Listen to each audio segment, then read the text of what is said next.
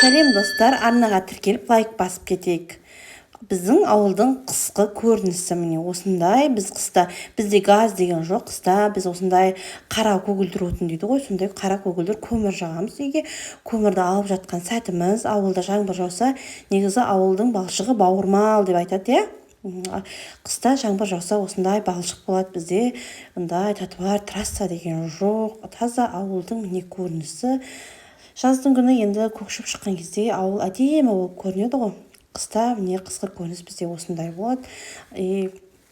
Ағаштардың бәрі солып, кәдімгі жердің балшық жаңбыр жауғаннан кейінгі бір аяқ жол түседі ғой, адам жүре үймен көмірдің ортасында қатынаған кезде бір аяқ жол түскен сәтіміз.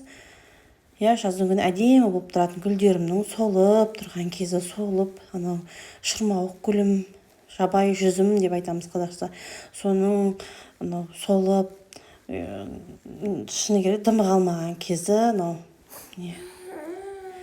осындай балшық, есіктің алды сондай кез. Мен өміріме риза, осы кезде өлең айтып тұрғанмын балшықтан.